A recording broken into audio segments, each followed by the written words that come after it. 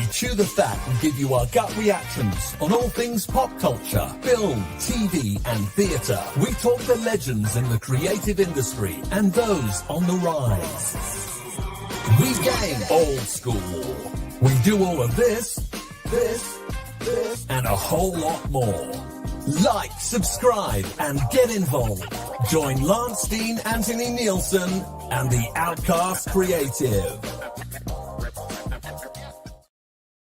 Hello, and we are back once again to discuss Masters of the Air with my usual panel of guests and some extra ones coming on, as well as a couple of extra historical experts, in addition to all the usual suspects. So, episode 9, the show has wrapped up. Lots to say about it. Slightly longer episode than normal. Before I bring my guests in, let me just say hello to the chat.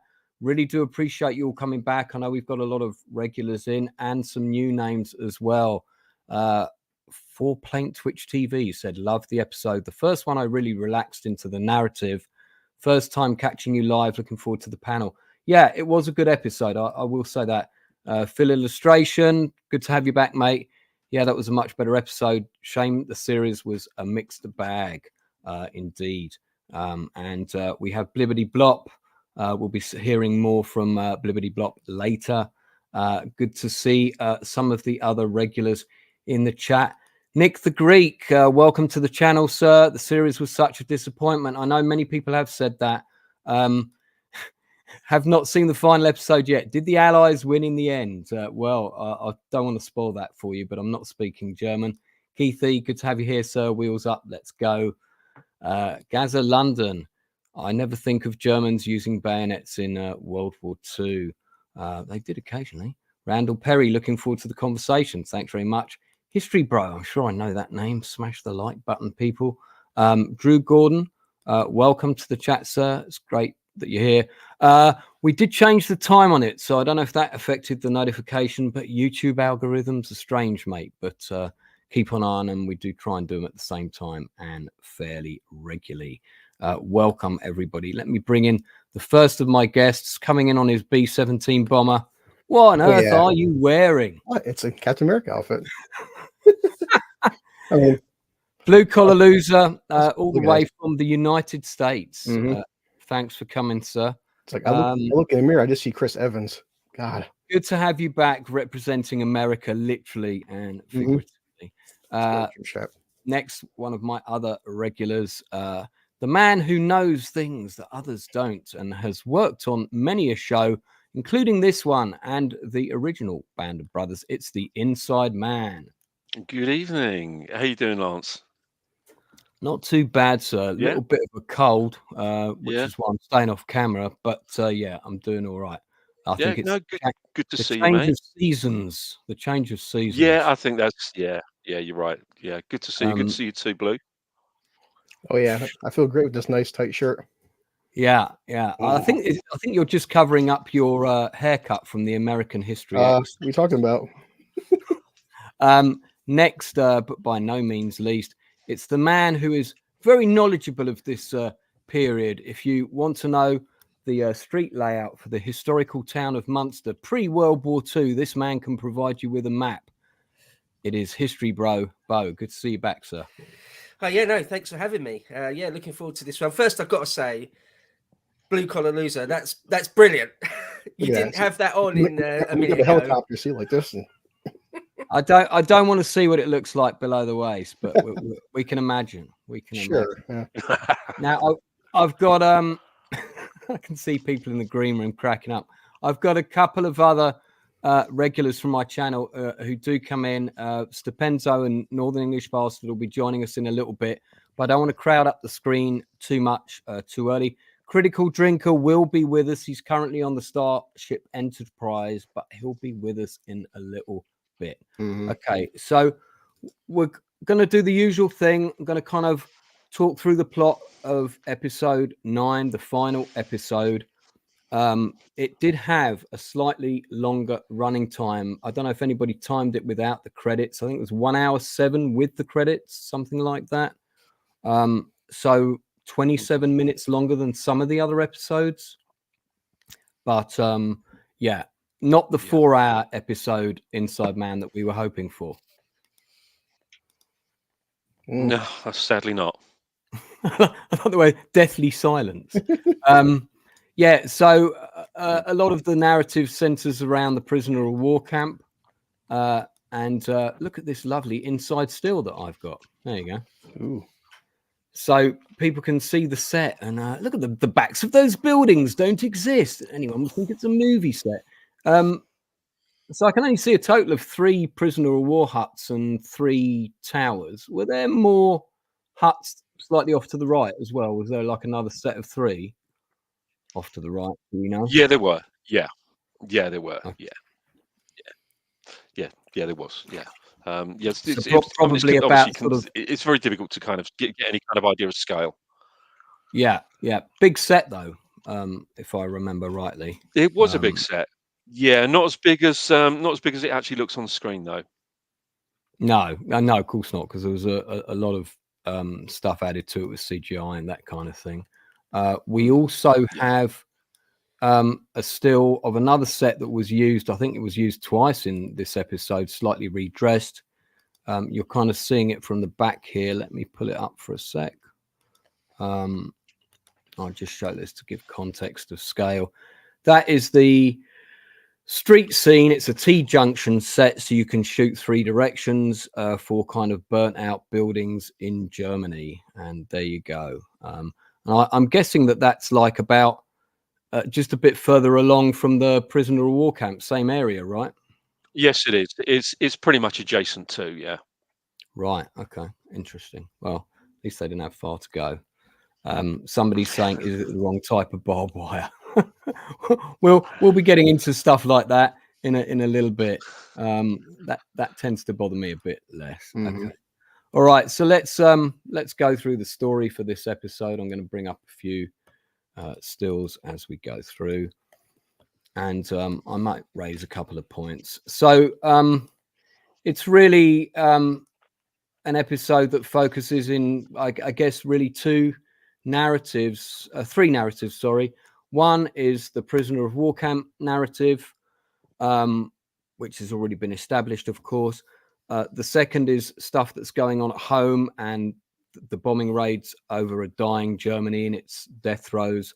And the third narrative that splinters off briefly is with Rosie, who is shot down and ends up with the Russians. For anybody who hasn't seen the episode, we will be going into extensive spoilers here. So we open with a bombing raid on Berlin.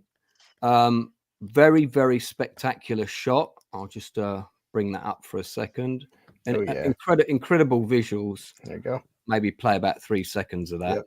And I mean, it's an impressive opening. Really good visual effects. The bombing of Germany, very well realized. Masses of planes. The numbers I'm sure are accurate. And I guess this is like our pre-title sequence. Rosie goes down. Various bits of his ship get hit. Did the rest of his crew make it? Don't know, because we're never told about the rest of his crew. Yeah. I have a bit of an issue with that personally, but hey, if they're not important to the producers, then I guess they're not important to us. But we know that most of them bail out, but we never actually hear whether any of the rest of that crew made it or not. Pretty sure pretty soon after he's on the ground, it's divide, and don't shoot in German. Rosie meets the Russians. He sees them execute a few Germans. This is presumed to be in Poland, I believe, like the Polish-German border. That's what I got from the episode. I'm not sure how accurate that is. And then we have the titles, and we cut to the POW camp. Is that right, Inside Man? Is that where it is? Is that the location that we sort of? Yes, it is. Poland... Yeah, that's pretty much it. Yeah, okay. Yeah, exactly that. I'm writing down the information I got from the episode rather than from you. So POW camp, Buck and Bucky. I'm guessing this scene was filmed last because they start burning down the prisoner of war camp. I couldn't really tell if they were burning it for real or not. Wasn't sure. Maybe one building. Sam Hazeldene's character, who's the overall commander of the Stalag, brilliant actor. He gets a little bit of dialogue here, and I've read from a post that Hazeldine did now that the show's finished on his Instagram, where he said he was really proud to play this character who was instrumental in keeping a lot of these men alive, and that he met the relatives. Mr. Gold Teeth, whose name I can't remember, beyond the fact that he's got gold teeth, is advised not to eat food, which is going to give him the shits. And they start burning down the camp. Now, if you watch that scene when they're burning the camp, one guy points his flamethrower into the sky and doesn't hit the building. I'm not sure if he's cleaning pigeons off the roof or what he's doing, but that was kind of weird. And then we go into the long death march. All of the scenes in the long death march in this 1945 winter, I thought were extremely well done. They looked really good, especially as we know that they probably didn't have real snow and that kind of thing. I thought the visuals for that were great. There's Sam Hazeldene's character. So, yeah, I was very impressed with those visuals, especially as they're coming into German cities at one point, Nuremberg. We cut back to base, and Crosby and a character that I'm going to refer to as Supertash because I can't remember his name, are having a conversation. It's the guy that's got the really nice moustache. I don't know if we've got a picture of him here. Let's have a quick look. Maybe not. Okay, well, we'll come back to that. But they have a chat, and then it's just asking about what happened to Rosie. We know that he's gone down. That's about all the information that we get. Let's go back. So, and then we got a really weird scene here, which is something that I'm interested to get people's opinions on later. Suddenly these guys come in and say they haven't got parachutes. Crosby gets very upset. He goes to confront an officer who is sort of eating his breakfast. There's no setup to this scene, so there's no payoff. In other words, there's no scene where we've been introduced to this character properly before, that he's kind of a bit too relaxed, doesn't maybe do his job properly. This is the first time I'm really getting a sense of who this person is. And Crosby comes in and he's very annoying. You don't get the emotional payoff for that scene that you really should have done. Then we cut back to the POW march. German old men and boys are walking to the front to go into battle. They know they're all going to die. That scene is really well done. They arrive at a brickworks. It's a temporary prison camp. Everyone crowds around a brick kiln to try and keep warm. And then prisoners are moved on a train briefly. I don't think that would have happened. It's 1945. There's almost no rail stock left in Germany. There's almost no rail network left. I don't think they would be moving prisoners in the last few weeks of the war, which is where we're kind of getting to now, by train. But History Bro, anything to add on that before I move on? Well, yeah, I suppose one thing I would say is that you're correct. You're quite right. The rail network had absolutely ground to halt. Loads and loads of. If you look at a chart of casualties for World War II, it's in the last few months that the numbers go through the roof, and lots of people that died were just simply left in boxcars on the side of railways, or left in sidings, just left there to die of exposure or thirst or whatever. Because the whole thing didn't work anymore. So I don't know if those particular prisoners were or weren't moved around by railroad. Yes, they were. Okay, but it must have been one of the last bits that was working. So Right. I think Lance was right to, suspect or have question marks over that. Yeah. But there you go. If they were, they were. And it's difficult to tell exactly which month we're in 45, because all of this stuff takes place over, I guess, from kind of January right through to April. This episode. Yes, it does. Yeah. And you're not sure really where the time jumps are, because there's one place where they're illustrated and you're kind of informed, but other times you're really not sure what month of the war you're in, other than we're in 45. That's a really, really good point. that was actually one of my complaints, and we'll get onto that later. But Yeah, I but mean, that's an incredibly valid point. Yeah, it's not a massive gripe, but I did just wonder, how it was the rail network Yeah. functioning. Okay, so they're moved up partly by train, then they're back on the death march again. Now, at this point they're being taken through Nuremberg, which is a really effective scene. Blue, if you could get a shot up of that bit, it would be great. You Which can one see is the it? Colosseum on in the background. The one shot I noticed, just one frame, which was very effective. Nakuti, who's playing one of the Tuskegee Airmen, gets a line here where he says, "We're in the heart of the fatherland now, boys." That's his third line in the entire show. Shame. And I think it's his last. I think he might have one later, but I was counting the lines of the Tuskegee Airmen, and I don't think any of them get more than 4 lines in the entire show each. So we'll come back to that. Yeah. They arrive at the final POW camp. Not the final one, the next one. Gail Clemens, a friend of Buck. I'm pretty sure we've never met him before in the show. Again, if there'd been a training episode, he could have been set up at the beginning and we could have met him later. The actor's not Alan Tudyk, but he looks exactly like him. They kind of, it's set up that he knows more about baseball than Bucky, so this is an old friend from back in the day in America. Yeah. Stuff's going to happen to him later. I don't know who he is. This is the first time I've met him. I'm not emotionally invested in his fate. I just need to say that. We cut to the Russian front. Rosie's goes to the camp. They stop because the road's blocked or something. And he goes and looks at a camp. And this is basically like the scene in Band of Brothers where they come across part of Belsen, was it? I forget which camp it was. Landsberg. Thank you. And it was one of the outer periphery sort of camps on the outskirts. So that scene was effective, but we had kind of seen it before. I thought the best scene in this episode came right after it, where the old man is talking. He's then chatting with an old man who I think I couldn't tell if it was German or Polish or a hybrid. It was difficult for me to tell.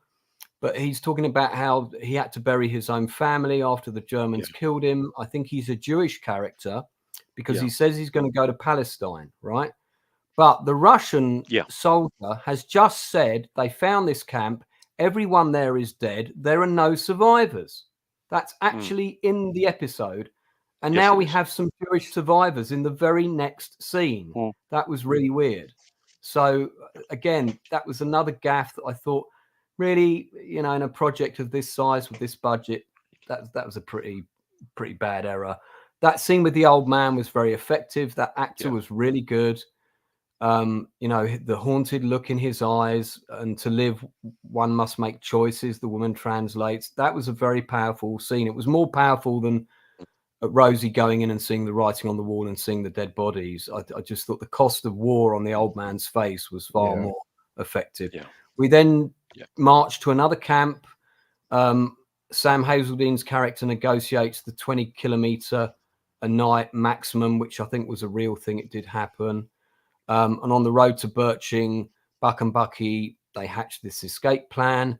The column gets attacked by P-51s. Nakuti gets his second line of the episode. P-51s, that's his line, because he can spot planes in the dark and tell the type of plane in the dark. A very good skill that to have. Prison column gets strafed. In the ruined town, Bucky escapes. Bucky is nearly shot. Get them mixed up all the time. And then once again, Colonel Clark, Sam Hazeldene's character, saves Bucky's life by using his officer. The Germans know the war is done, so they're kind of looking after themselves. So we've now got a separate narrative with this trio of characters escaping, one of whom is basically a glorified extra, and the other one is the one we've just been introduced to. They get interrupted by 3 German kids in SS uniforms. One of them is bayoneted and killed, which is the guy that looks like Alan Tudyk. He's dead, but I really don't care because I don't know who he is. And then we go from there to back in the UK, and Rosie is already back, and he comes riding through the camp in a Jeep we still don't get a scene where he walks into a room and meets Crosby. This is because we get the far more dramatic scene of them drinking cognac by the fire in two old armchairs, having a discussion like two old men.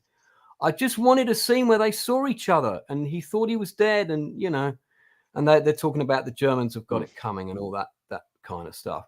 Cut back to the escape. Bucky and random prisoner guy who has no dialogue to speak of. They're reunited with Americans. Final scene in the POW camp. Got some stuff to say about this. They get to the final camp. We've got American black pilots exchanging a look with French Algerian black soldiers. This is a potentially interesting conversation setup that we don't get, which is a shame. Buck arrives back at the base. He steps out of a B-17, not much of a reunion, like nothing's happened, like he's never been away. There's no emotion. There's that the way that scene was shot was so flat. I was so surprised. And then they're discussing doing a supply drop run with him in Holland, like nothing's happened, like he's not been shot down, like he's not been a POW for a year and a half. Very weird. Instead, we're treated to the scene with his footlocker and the picture of his wife, which, yes, is meaningful. There also would have been a stack of letters waiting for him from her, but we don't get that, with the lipstick and perfume and all that. And at this point, a scene with Rosie, Buck and Crosby sitting together alone and having a drink. That would have been great. That would have been powerful. The three of them reunited again, but we don't get that. We now cut back to the POW camp. P-51 attacks it. Germans start firing at the prisoners. We see, and watch this sequence carefully, we see a total of one prisoner get shot in the entire time of this action scene. You cut to a second one who's got a bullet wound in the head later. I've watched this about 10 times. The prisoners take control of the tower, but they're so nice to the Germans, they don't shoot them or kill them.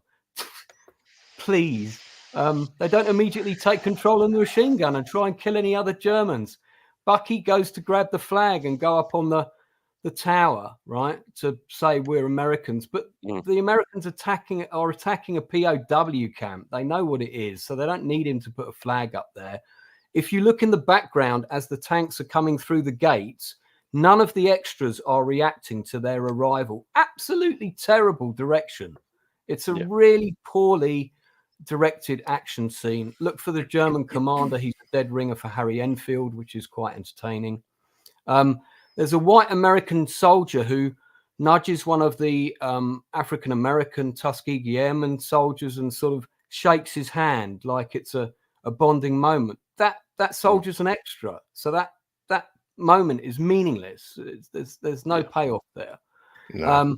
We then cut to the supply mission. I'm pleased to report that this sequence has all the Dutch chimneys correct and in order. Looking very good. Yes. Holland, apart from a couple of shots, Holland does look like Holland. They did have 20 windmills in one shot. I don't know if that was. And Jude Law's son gets to fly with a spectacular moustache man in the bomber. They do their mission. It's the first mission with no casualties, but no one mentions that, which I thought was a bit odd. Funny scene with Bucky in the tower as they come back. We have the ceasefire announcement from Churchill on the radio. That's kind of a nice scene. We cut to the brass band. Bucky and Buck sitting on the side of control tower, people using flare guns as fireworks, etc. The final scenes are impactful. This is what I've got in my notes. They're impactful. You do get it in the fields, but they could have been gut-wrenching. What about, even with the extras, maybe a sweetheart who's being left behind? Those relationships, they've all got to end now. Yep. Unless the girl's going back to America. There could and should have been one more scene with Crosby and the woman, even if that scene was there. He's going to the market in town, off base. He sees her on the other side of the road. They see each other, but then they ignore each other because there's no future for them. But that should have happened as a payoff. These sweet-looking kids that hang around at the base, who are they? Are they homeless? Or, did Jude Law get more of his family involved? Whose kids are these kids? Who do they belong to? They just feel like a meaningless sort of visual trope, which it would have been better if there was something with them. You know, they were related to somebody, and there was maybe a storyline with. It could have even been a British pilot who didn't come back. We didn't get any scenes where the British and American pilots interacted on or off the base or really in the air, apart from one of the previous bombing raids. That was a shame. So we get to the final takeoff sequence. English people come out and watch. There's a church near the runway, apparently, more T Vicar in brackets. And then we cut to end credits. And then something very weird happens. So we get big title breakdowns of people's career afterwards. Okay, that's all good. I would have preferred something different like they did in Band of Brothers with the fictional baseball scene, but fine. Yeah. And titles are fine, but they go in this order: Harry Crosby, Alexander Jefferson, who has no lines in this episode and only, I think, about 4 lines in the entire show. Richard Macon, again, no lines in this episode, 4 lines in the entire show. Then Rosie Rosenthal, Gail Buckplevin, John Egan. And one of the actors looks exactly like the real Egan. And I wonder if he's a relative. And that's the end of the show. Very visual shot at the end. It is a good episode, but it could have been so much more emotively powerful. And, you know, random people getting killed that we suddenly meet there's no loss there, because they're basically just extras. If you'd set them up earlier, even as minor characters, we would have felt it. There's a lot of people that get killed in Band of Brothers that we meet. They don't have loads of dialogue, but we do meet them. We know their names. We've seen their faces in other episodes. Here, the people that die just get inserted. It's all so random. But visually, it was a really good episode. Acting was good for the most part. There was a lot of stuff that was really nice. I just think this show could have been so much better. I'll save my thoughts on the show overall till later. So that's enough of me talking. Sorry, chat, but I did need to sum up the episode. I'm gonna go to each of my guests in turn now. Give me your thoughts on the episode, pluses, minuses for this episode only. Save your thoughts for the show overall in a bit. We'll go to our American guest first. Captain America, do you want to jump in? So as you said, Lance, it's the longest episode timed at 1 hour and 20 minutes. And, you know, me and Bo, we love the action scenes. The action scene timed again, 2-minute mark until the 7.5, then the parachute starts. So we only get a 5-minute action air scene out of an hour and 20-minute episode. It's a 5-minute scene. And as you said, the rest of the cast, it's like we have some pretty good aerial shot scenes, but yeah, everything feels very hollow. Some cameo or some actors seem like they're just tacked on for one line. Some handshakes are just there for no reason. And it's almost like, I guess we'll get to it later, but almost like there's certain boxes we have to check in the finale of this show. Yeah, okay. What did you like about the episode, Blue? Anything in particular? Like you said, I honestly, the finale, just because, like you said, showing the real life, their history, and the music was swelling. I like that part because it did make me swell up thinking about, you know, my grandparents and stuff and everything. They, you know, when it shows these people getting married to their wives and their history. But as you said, I also disliked it because we're also getting memorials for 2 characters that have 3 lines maybe, and it felt very out of place in a sense. Like, why? I just said it felt like they're being inserted for the wrong reasons. So I loved it and also disliked it at the same time. Sure. Okay. History, Bo, same thing. Your overall thoughts on this episode and what you liked and what you didn't. Okay. Just when I thought Masters of the Air couldn't get any dumber, it goes ahead and completely redeems itself. Oh, okay. No, I'm joking. That's a line from Dumb and Dumber. I don't actually. No, I thought it was a good episode. Hi, Drinker. I thought. Hello, gentlemen. I thought the last 2 episodes have been a bit poo, and the last one was pretty shit, to be honest. This is good, pretty good again. I mean, not brilliant, but it was a lot better. I thought this episode was a lot better. I've got some individual gripes, but it was way better. It redeemed itself a bit in my mind. So the opening or the sequence before the credits in the air, some combat in the air, that was great. I wanted the whole show. I wanted every single episode to be full of that. That's what I wanted. And anyway, so there's that. It started off good. We didn't get really hardly anything with that woman from the OSS, or sorry, the SOE. So that was nice. She wasn't in the episode at all. Right, yeah. Right. So, It but reinforces the idea that like her bit was just crowbarred in later. Yeah. Well, what I thought actually is, I know, Lance, you want us to keep our thoughts about the overall thing for later, which I will do. But other than to say, I do think this episode was a bit like the whole season, the whole series in microcosm. It felt to me like, have you ever done a project and you've got 80% of the way through it, and then you just rush the end? You just sort of you just tie off all the last little bits, and a lot of it is good. Most of it is good, but it's also rushed and like 20% crap. So no, there were some good bits in this. The stuff. The acting is good again, isn't it? But yeah, putting in whole new characters that you've never seen before, and you're supposed to know who they are and care about them. And again, I've got a broader point about World War II and the history of World War II, which might be a bit contentious, but okay, I'll say it. I'll just say it. I don't care. Sure. There's this narrative of World War II. Dr. Nima Parvini, aka the academic agent, calls it the Boomer Truth regime. There's this particular narrative that that all the Germans are bad, and everyone that was on the Allied side are good, and the only good German is a bad German, and all the Russians, all the Soviets are goodies because they were on our side at that point, and all this sort of thing. And this show just played into it once again. So, for example, putting in Jewish characters and making a big deal out of the death camps and things. It's fine. It's not a problem. Of course, it's an important part of World War II. But they didn't show. They don't make any. They don't try to make anything out of all the German civilians that were incinerated in the firestorms we caused. There's no mention of the endless rapes of completely innocent German civilians on the Eastern Front, for example. So it is very Boomer Truth regime narrative stuff. I wouldn't really expect much else from Hanks and Spielberg and Apple TV, but it's a gripe of mine that it's not balanced. It's one particular narrative of World War II.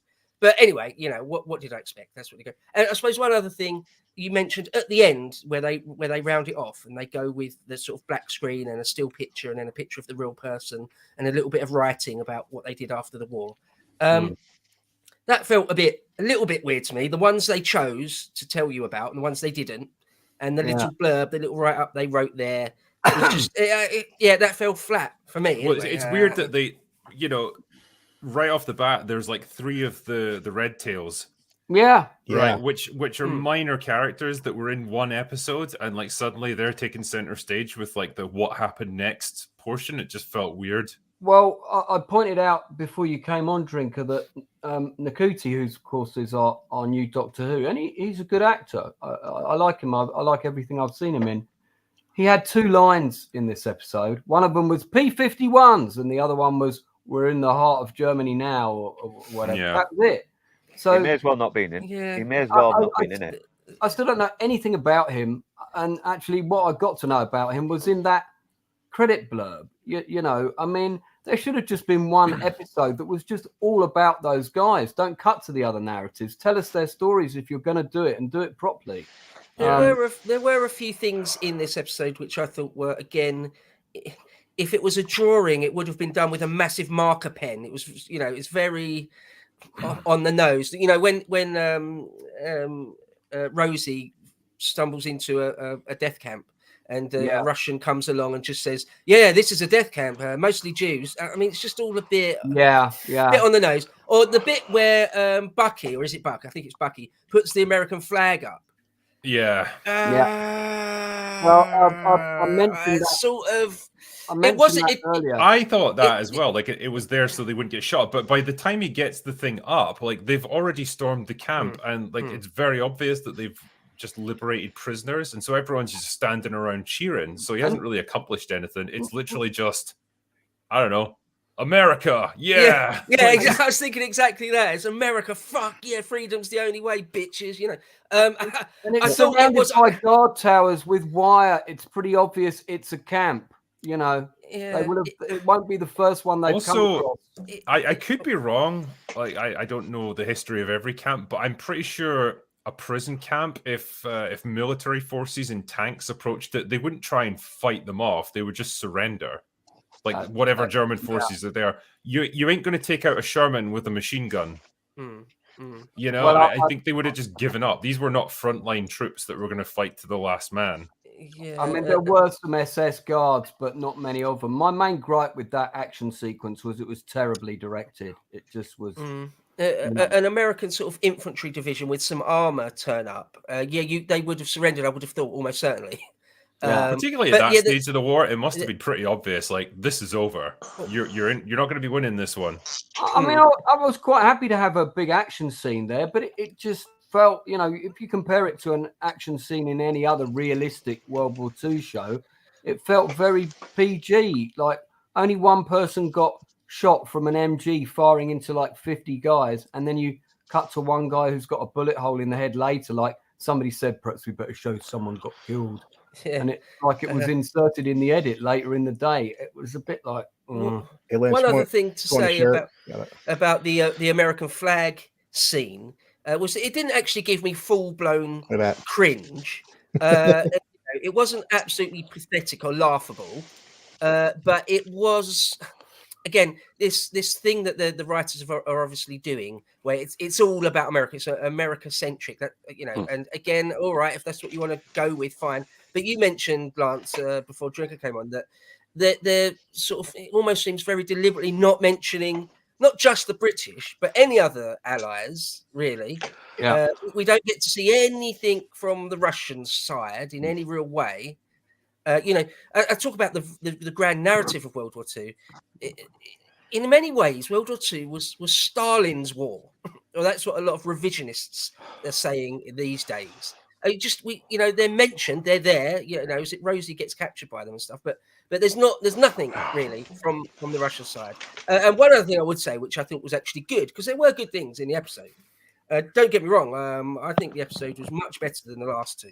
Yeah, For example, you see a few times. Well, there's one point when they're on their death march through the night between camps, and some Wehrmacht guys come along the road, and you see that they're boys. They're basically boys. Yeah. That was done for me quite well. I thought that was done quite well. And it was done well. I don't know why they felt the need to then explain it to us. Like one of the German officers goes like, "Oh, old men and boys, all is lost." It's like, okay, we get that from what you're showing us. Very on the nose again. Yeah. There's some quite famous footage. I think probably anyone who's watched World War II documentaries have seen it of Hitler literally in the last days of the war in Berlin.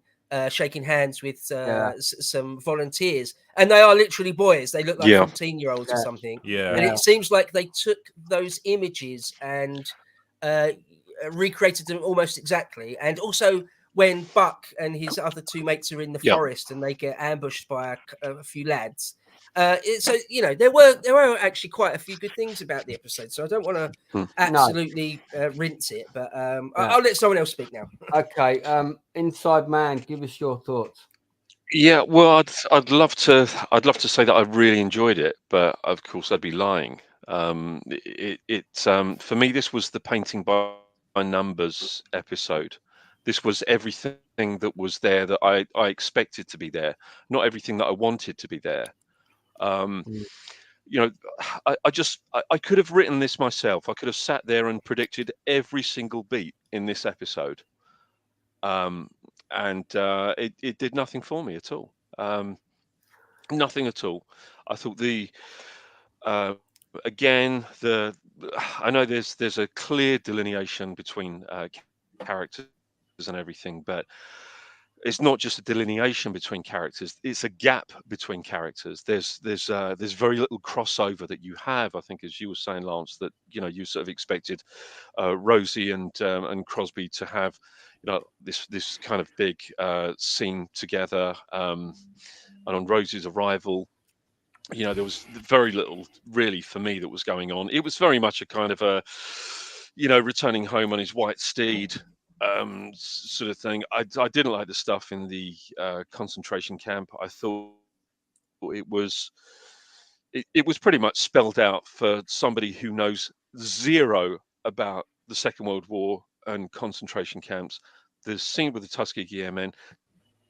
Just to quickly go back to the Tuskegee Airmen, they did happen to be in Stalag 3, but not at the same time as the guys that were in the 100th Bomb Group, just to clear that one up. And I know that, there have been a few people that have said, well, they were actually there at the same time. They were there, but not at the same time, and they were segregated, just for the record. But I've got problems with that. I've got problems with this episode because it is too on the nose. It is really for the layman. I'm okay with provoking somebody's interest in the Second World War. Look, if this kind of pricks the interest of somebody who's watching this in the Second World War, then fantastic, it's done its job. If it's inspired somebody's curiosity, somebody to go out there and start reading and researching things about the Second World War, and these characters, the 100th Bomb Group, the Tuskegee Airmen, everything that they've experienced, that's perfectly fine. But we can't look at this as a we're losing you. I think Apple have taken him out. Document. We lost you for a second, Inside Man. There. History. Incidentally, still rolling. All of them, by the way, that was true. Okay, we lost a little bit of your audio there. I think Tom Hanks and Steven Spielberg are trying to cut you out, man. They're watching. Any of the other characters. Let me. Inside Man, you got a problem with your audio. You got a problem with your audio, mate. Got a problem with your audio. March, and in a bit of a swap out. I don't think you can hear us. And I think let me take him out for a sec. Which you see replay. I'll private message him so he knows, and I'll bring him back in. Okay. We've got a special guest here who I'm going to describe as an aviation historian, and has got extensive knowledge in the aviation field, particularly with the British World War II aviation effort, and has been a very active contributor in our chat. You say it there, it comes out here. Welcome, Blippedy Blop, to the stream. Thank you very much for having me on again, Lance. You're very welcome. Just give us your sort of overall thoughts on the show. Somebody coming particularly with a expertise in the aviation arena. So one of my biggest fears of the show was what Hollywood has been doing for years, which is America won every war in the history of humanity. And I have to admit that was something that did occur a lot in this show, and it was something that really aggravated me. Not just as an irritation, but it's such an insult to those who served in other nations and sacrificed so much.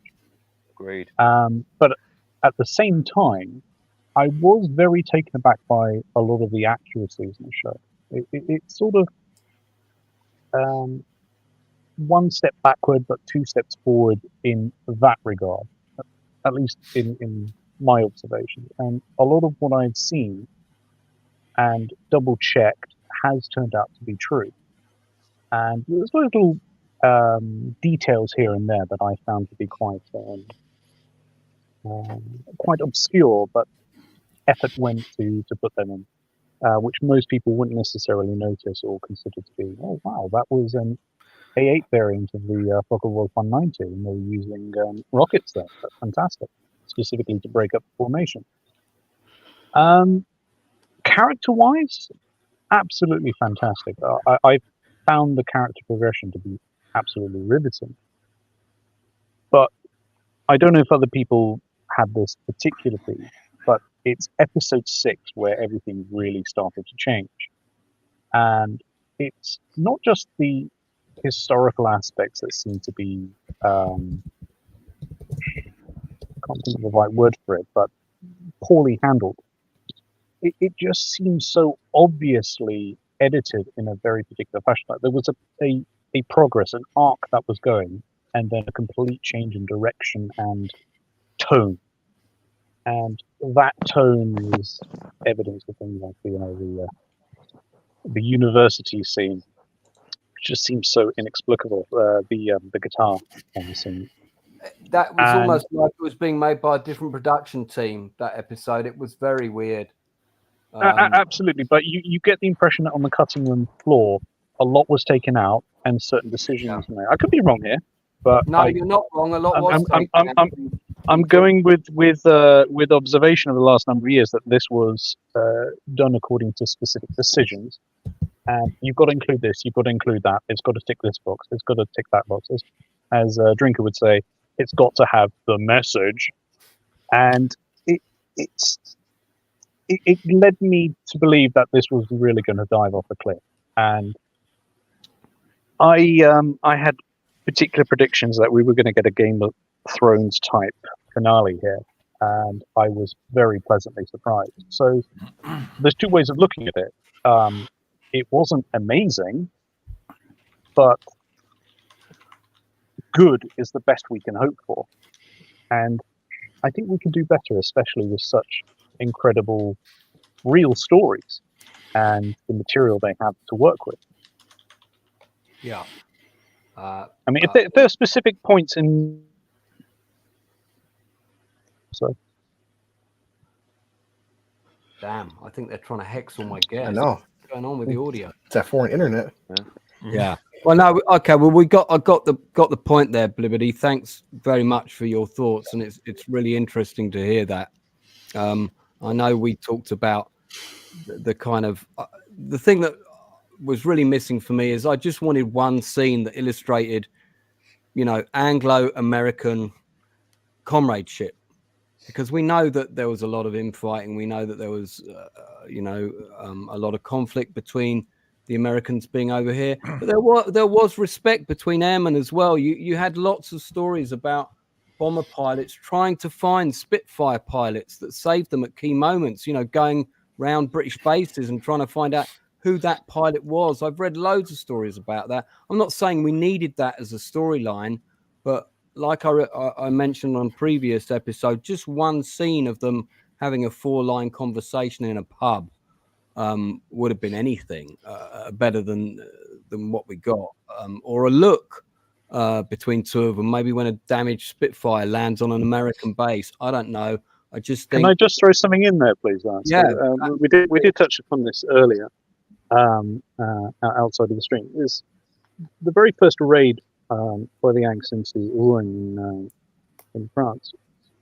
They were escorted by Spitfires, and Little Friends initially would have been RAF aircraft. And yeah. I'm not saying you have to devote an entire episode of it, but little mentions, little sprinklings here and there of that cooperation between the RAF and the USAF would have done immeasurable improvement to how that's been depicted in the past. Yeah. It was an opportunity, and unfortunately, it was wasted, in my view. Okay. Northern, just give me your thoughts, mate, and welcome to the stream. Yeah, thanks for having me on. And it's definitely an improvement on the other episodes, but still not by much. There's some very good moments, like Rosie finding the corpses of the executed Jews, the old man talking about how he's lost his faith now from the destruction that's been brought upon him.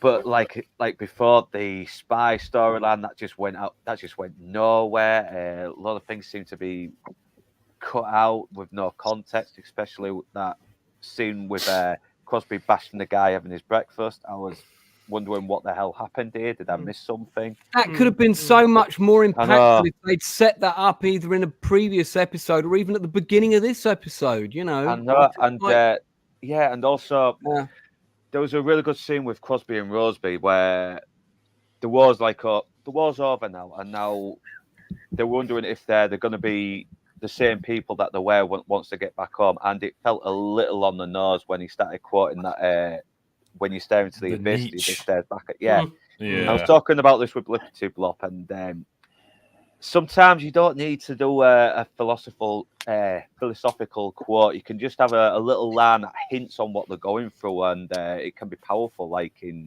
Tom Hanks in Saving Private Ryan, where he talks about where he reveals he's a school teacher, and he doesn't know if his family is going to recognise him by the time he gets back home. Will he recognise himself? And it sounds more natural. It doesn't sound on the nose. It sounds like something a real guy who has been through what would say. Yeah, that Nietzsche quote was very first year undergrad philosophy student type thing for me. It's a good quote, like picking. It's used so many times, though. Exactly, You're picking a quote that's like been overused to the point of being hackneyed. Like, pick something more obscure, but something that's just more relevant, I suppose.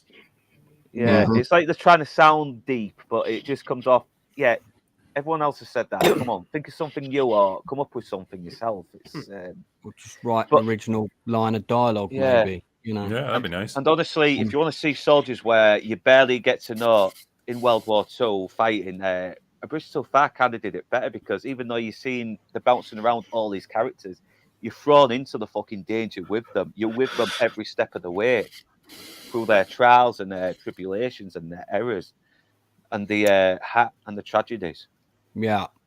Before I let Stupenzo jump in, I'll just read this super chat, which will be going straight towards my huge gas and electric bill that's on its way to me very soon. A lot of missed opportunities. No big week. No Boden Plate. No Palesti raids. That's the Russian oil fields, isn't it? No jets. No dogfights. But not forgetting to fill the diversity quota. I don't have a problem with the Tuskegee Airmen being in the show. I just think it just felt so inserted, and they ended up doing was we better get to know them. Yeah, I mean, it's like they threw them in really late in the game. If you were really wanting to make them an integral part of this show, then fine, make them a parallel strand of the narrative right from the beginning, so we can see how the war unfolds for them. But if you take a show that's been pretty tightly focused on one group of men in one bomb wing, and then suddenly you've got this episode that zips over to a completely different fighter squadron in a different part of the war. It's just going to come across as weird. It's going to seem exactly like what it is, an insert later on. I mentioned it because this is based on a guy called Donald Miller, isn't it? Well, how about we have this show just be about this one guy and the people he lost and served with? Well, he wrote the book, but the book is about several characters, and then Crosby also wrote a book, and then there's a third book, I think. So there's more than one source than just the Donald Miller book for the scripts, and there's lots of stuff in the show that isn't in the book at all. I might just buy the book instead and read them. Give us your thoughts, mate. You haven't had a chance to jump in yet. It's okay. Well, first of all, sorry I bailed on the last 8 weeks of this show. Kind of slipped my mind, honestly. And then I watched this show in about two or three sittings. As far as talking about just this last episode, like everyone's saying, it's an improvement on the previous episodes of the second half of the show. But again, as we'll talk about with the final thoughts of the show overall, this is one of those shows that's like, why didn't you just make a 2-3 hour movie? I'm one of those guys that's just, I'm not really into the long form storytelling. It's got to be, exceptional. It's got to be like Lord of the Rings if you're going to make me watch something for 8 or 9 hours. And this just didn't do that for me. Like you said, a lot of weird tangent storylines, a lot of loose ends that don't get tied up, a lot of the Spielberg style. All the Nazis are faceless monsters. We don't get to know any of them. And I remember been listening to you guys doing your shows too every week. And it's just so funny listening to you guys like go from the first week with all that hopeful optimism in your voices. To, we were so young back then. Last week, you guys are all giving us. Didn't have any grey hair in his beard on episode 1. We were fresh-faced recruits there back then. Now we're all hardened. Yeah, got like I know. 1,000 yards there. Could you But correct yeah, me you on guys this? have been bringing up a lot of great moments, like why are we not why not an episode just focuses on the German point of view? Like, why not, either the Yeah, show should be that's like a totally in the real, air. either the show should be really hyper focused on these POWs and that's it, or we should talk about everything, like do the battles, this and the planning here and all that stuff. I just feel like the show is just one of these things where you have like too many cooks in the kitchen. Gazza, thanks for this information. 8 of Rosie's crew bailed out. 2 were killed, were replacements, not part of his usual crew. Some were taken prisoner of war, and the rest made it to the Russian lines. Well, yeah, because I was saying to the show, what happened to the rest of his crew? Don't know. Sorry, I stole that from someone else. Don't know. There you go. Yeah. Yeah, we weren't told. I was like, they're not important. I mean, that's the first thing he would have asked, wouldn't he, when he got home, got off the plane? Any other Milo crew made it, It's like your standard slasher flick where you have a lot of random characters and okay, these guys are all going to die. Yeah, they're just extras. Same thing when you see like an action movie from the 80s. There's like an old crappy 80s car. All of a sudden, a 70s car that's all old. He's like, all right, they're going to blow that car up at one point.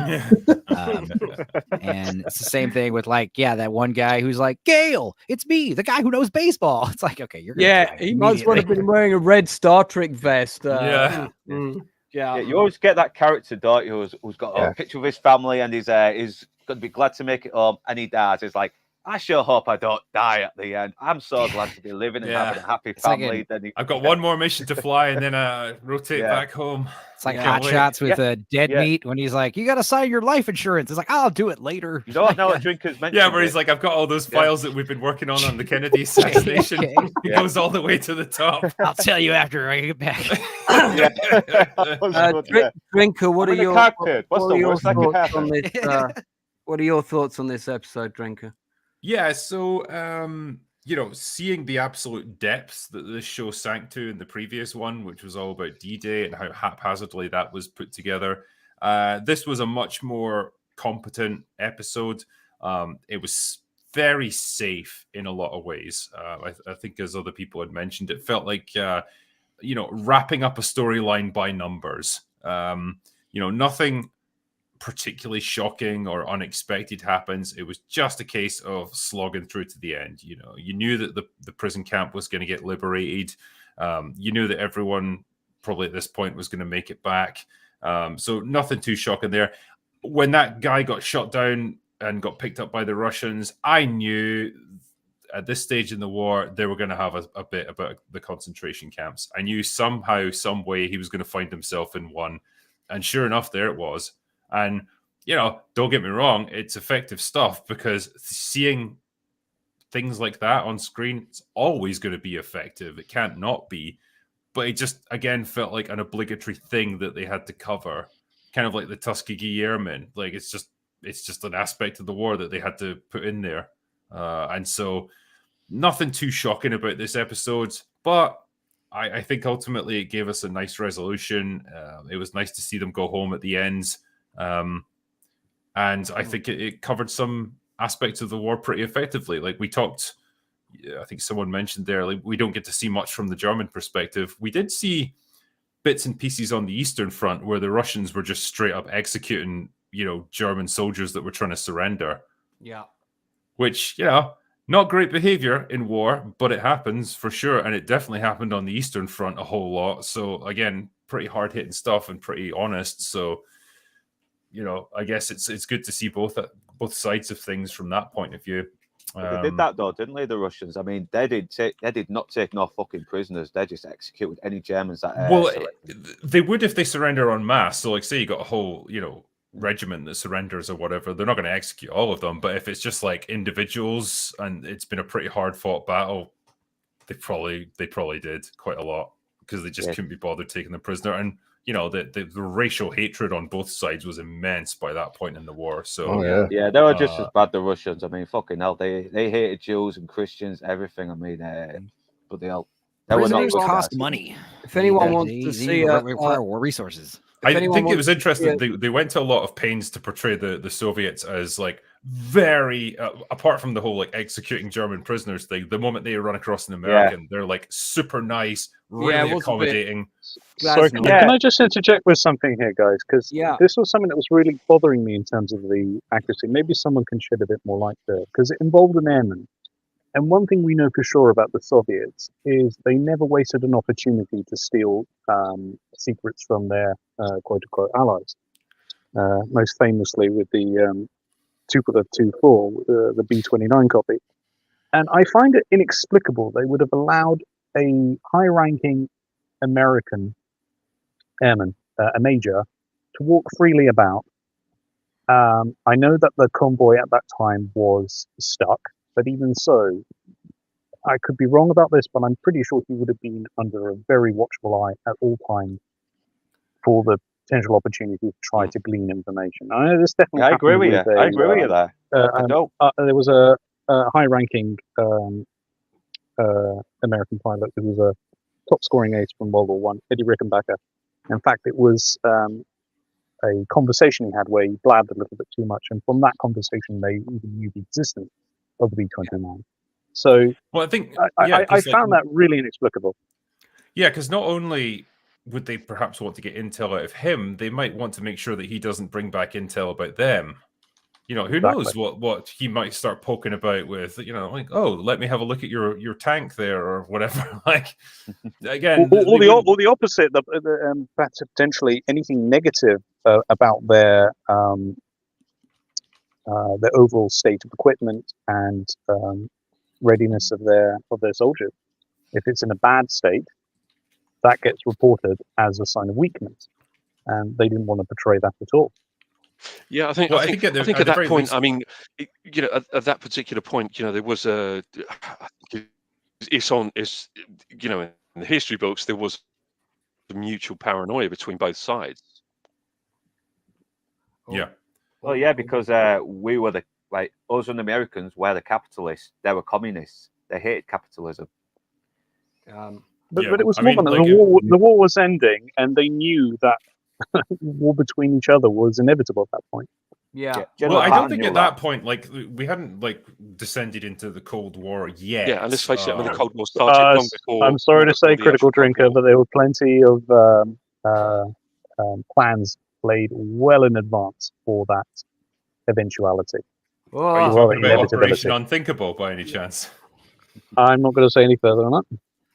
Because that was literally just a think tank exercise. That was not a serious plan to actually attack them. Let's bottle that can of worms for now, because I don't want to go too off topic. But I feel like you should come back to specifically discuss that one. Yeah, for sure. Just on the subject of German perspectives, I know this has been mentioned by people before. I'll give it a quick plug. If anybody hasn't seen this miniseries, German produced, it's well worth tracking down. It's about 8 episodes. Each one's about 60 or 70 minutes. I've actually got the DVD box set. It's about a group of friends in Germany, one of whom is Jewish. That storyline is a little bit far-fetched, but that aside, you follow these friends all the way through the war, from the German perspective, from the beginning right through to the end. And the reason that I remembered to mention it is because there's a scene where the Russians, they're advancing so quickly, the Germans have to leave all the wounded behind in a hospital. And that you see it, they come into that hospital and they massacre everybody in it, kill everybody in their beds. It's really brutal and based on a real event. That's a show well worth tracking down. Somebody in the chat, Drew Gordon, mentioned Black Book, directed by Paul Verhoeven. If you haven't seen that, that's a fantastic film. Good film. I tell you, the scene that I did appreciate was where Buck and the others have fled into the forest and they're attacked by, I guess, like some Hitler youth.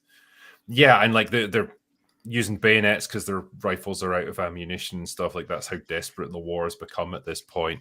I thought that was good because it just kind of came out of nowhere. Yeah. And suddenly one of them was getting stabbed to death. And, you know, I thought it was just an effectively done scene. it shows you just how pointless the conflict had gotten by that point. The war was clearly lost, and yet you've got boy soldiers like attacking and murdering prisoners who are just trying to escape. Like, what's the point? None of the people who died in that scene are going to like change the outcome of the war. But it's just that's the fanaticism that was at play there. I just would have liked to have seen a bit more of a reaction from Buck at one of his friends getting killed.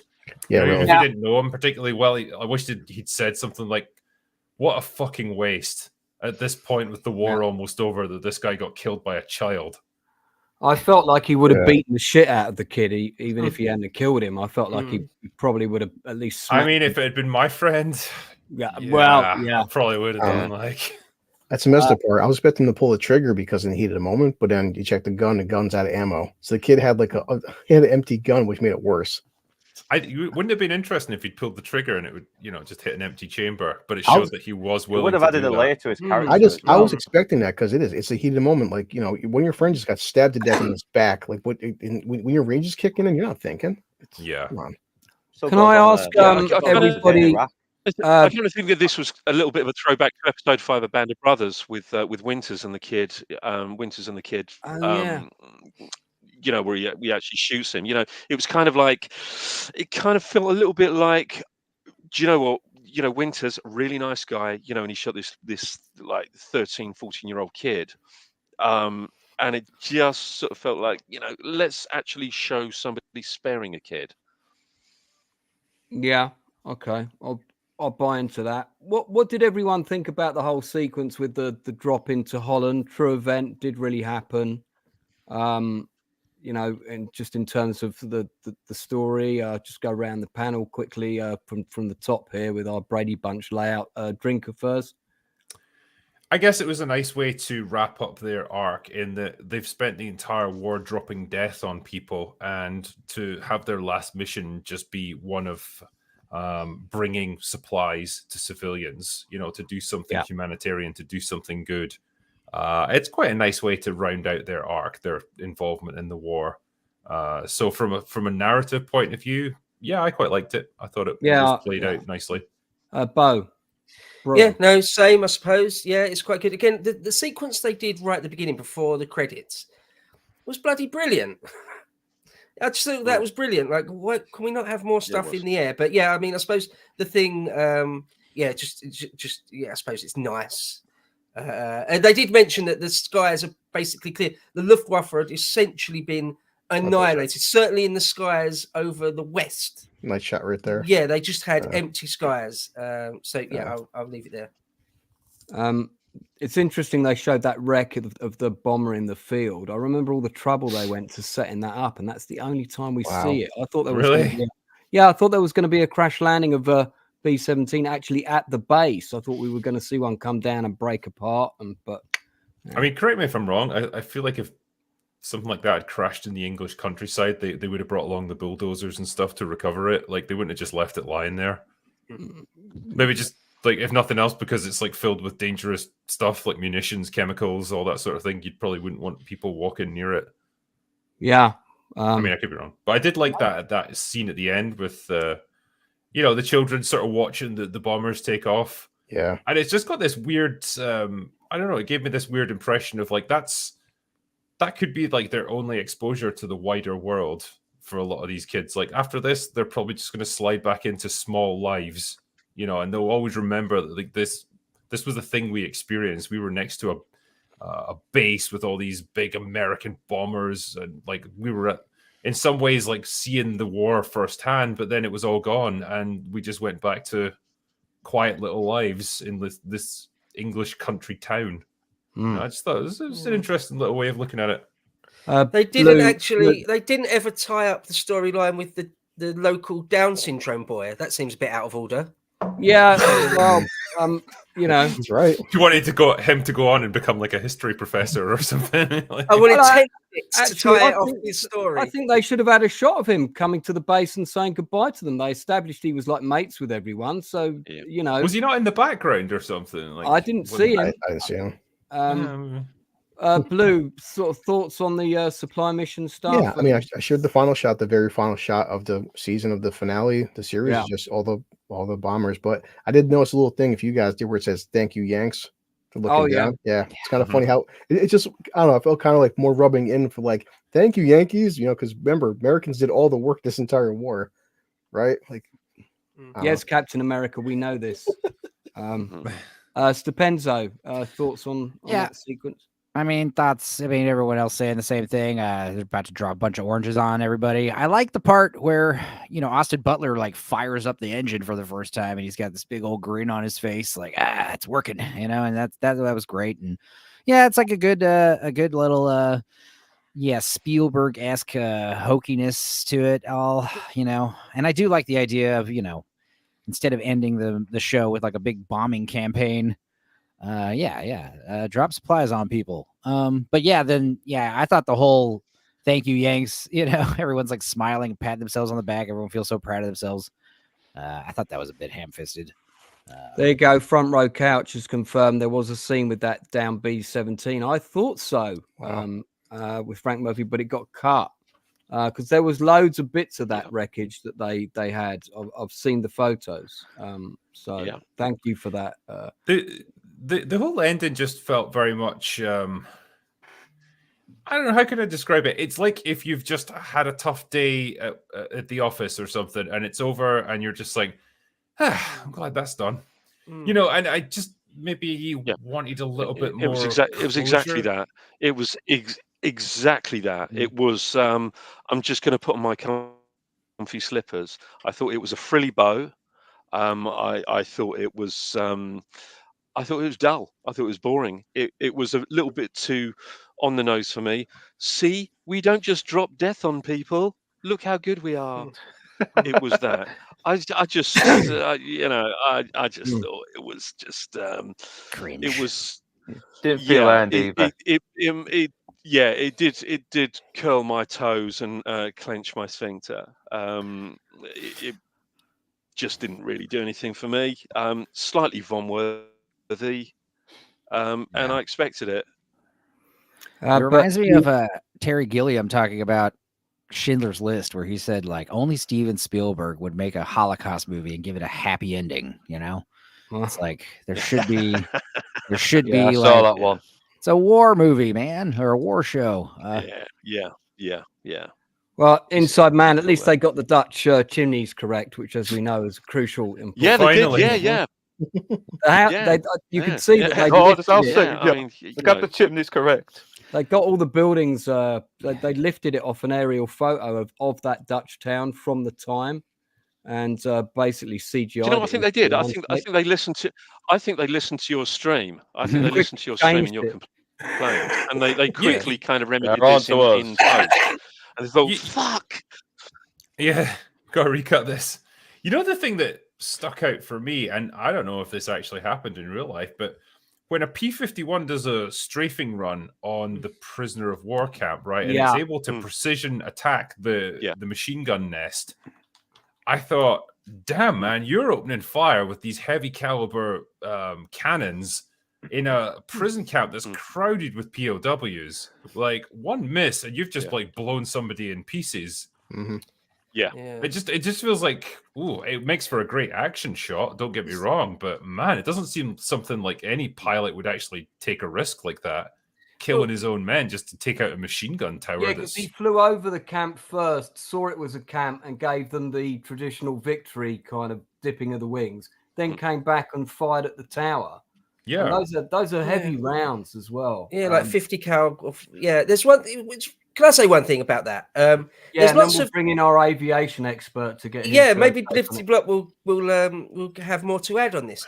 There's lots of accounts from the end of World War II where people that were on our side, sort of French civilians or whatever, have accounts of being strafed from the air. It would have been the Allies. There was hardly any Luftwaffe left. Yeah. So the Allies fighter pilots were had orders at various points to shoot up anything that moved, especially if they were on their way back and they had ammo left. And you can actually see gun cam footage where there's like an individual horse and cart going along a road, and the fighter pilot strafes it. He's got no idea. I've seen that footage. I know the one you're talking and that about. pilot would have no idea if that was German or French, and he shot the hell out of it anyway. So, and from a Mustang, if you wonder, you got 6 of them as well. So that's a lot of firepower. Oh right, yeah. Of and you were correct, 50 cals. Pretty painful. Yeah, you're going to have a bad day. So there was a lot of the Allies just like crazily indiscriminate shooting stuff up in the last months of the war. Yeah. Also with rockets as well. Blippedy, would those guns have been centered to one target, or are they? Because I'm not an aviation guy, or do they cover a? They can be calibrated. Right. That's down to individual crew. So I guess I can't speak specifically for American doctrines, but for RAF doctrines that would change over the course of the war, and you would have pilots also having their own specific signatures. Right. Famously with the Eastern European pilots in the Battle of Britain. There's 1 or 2 bits of gun cam footage where a pilot strafes all the way along a train. Yeah. And it's like... well, once they hit the locomotive, then boom. By the way, Bo, that's quite unusual because it's very foolhardy to fire for that long. Well, yeah. Because it's inevitably going to lead to a gun jam. Well, quite possibly, yeah. But my point was that he doesn't know. The pilot could not know if he's just slaughtering loads of innocent people. It's insane footage to see, really. I think. But it was war. Their orders were: if you see a train, shoot it up. That's it. Don't It's as simple as that. It's very brutal. Very brutal. War sucks. Right. Yeah. Well, I guess we'll kind of move on to sort of. Yeah, it was a good episode overall. Some really strong visuals, some powerful moments. Couple of bits where I did emotionally, I felt something, but not as much as I wanted to feel. I'd like to kind of move now to kind of what people feel about the show overall. I mean, one of the things I'm going to do is I'm going to set one day aside and watch it completely from start to finish in a single day, which shouldn't take that long once I cut all the credits out, and see how I feel about it then, seeing it all in one go. But my gut feeling is that my big problem with the show is that there's not enough setup and payoff. There's not enough emotional tissue with the characters that we get and the moments of loss. And if a character is going to feel loss about the loss of other individuals, we need to feel that loss with them. It's not enough to say these were this person's mates. We need to know some of those people a little bit better. And I really do think, and I said it all the way through the show, regardless of how many people got killed so quickly and how many characters would have died, this show really would have benefited from another episode that was completely setting up all the characters in training, including the Tuskegee Airmen. That could have been cut between a couple of narratives. The Americans going over for the bombing group and the Tuskegee Airmen, training for their first missions, and then we could have picked them up later. But that setup, I think, the fact that we didn't have that in this show really undermined it, and so it struggled to engage me emotionally. Yes, I was very impressed with the visuals, incredible combat scenes. Episode 3 was amazing. You felt like you'd been on a bombing raid. You want that from the show, and it did deliver those things. But it could, for me, it could have delivered so much more. And with the names attached to this product, it should have done. And then that aside, there were a couple of glaring factuals that just should not have got past even level 1 of scrutiny, like mission briefings for D-Day being on the 6th of June, which is utter bollocks. 4th of June at the latest for any unit involved in actual D-Day missions. Yeah. So that stuff's annoying. But we'll go round. Drinker, your Yeah, okay, so my overall thoughts is I think the show increasingly suffered from a lack of narrative focus. It started out great, and if they'd stuck with their initial premise of following a relatively contained group of characters in this bomber group, watching them develop over the course of the war, watching the impact as we lose more and more of them, and then giving us having the narrative then follow them when some of them get shot down. So we get to see Buck and Bucky in the prisoner of war camp, the stuff they witness, the things that they go through. I think that would have been enough for us to give that sense of continuity. This is a group of people that we're following from the beginning until the end of the war, and we see how it changes them. We see the people that get lost along the way. It would have a lot more impact. I would have cut out all of the stuff about the SOE, the prisoners doing the guys who crash land and then have to do the escape and evasion. It doesn't add really anything. I probably would have cut out the Tuskegee Airmen as well, because it comes too late in the game for us to care about them. I would have just given them their own series if you really want to cover that sort of thing. Yep. Or include them properly and give us a bit more running time and another. Yeah, don't just pay lip service to it. And so, keep the narrative focused, and then we could really feel the toll that it takes on them. And then when the end finally comes and the war's over, we could see how much it's changed them as people. That would have been my suggestion. A lot of the aerial combat scenes, though, were very good. I guess I perhaps wanted more of them towards the end. I know that the balancing act that the makers of this are trying to draw here, because they don't want to just have every episode be another mission and it's just watching planes get blown up over and over. There's always so many times you can do that, but a little bit more of that would have been nice. But if it hadn't been for this final episode picking up quite a bit, I would have had quite a soured impression of this show. It would have just been a show that started out with good intentions and totally fell apart by the end. As it is, it kind of managed to pick itself up and put itself back together to a degree. So overall, I did like it. I don't think it was a waste of time watching it. No. But it was a flawed product. Yeah, a good but not a great show is kind of my sum on that. History Bro. Yeah, I must completely echo that. I think it started off good, and it was good the first few episodes. I really genuinely liked the last few episodes. A couple of them were pretty bad, and then the last episode was not too bad again, in my opinion. So, that was my overall thoughts and feelings. I wanted, and I said it from the beginning, more aerial combat. They did we got maybe 10%, 15% of the show is aerial combat. I would like it flipped round. I would have liked 85% of the show to be aerial combat and 15% be people on the ground talking about things, right? That's what I would have liked. That's my overall sort of impression. I know we shouldn't really. We keep saying we shouldn't compare it to Band of Brothers, but we keep doing it anyway, right? I've rewatched Band of Brothers, I think 5 or 6 times now. I'm not going to rewatch this.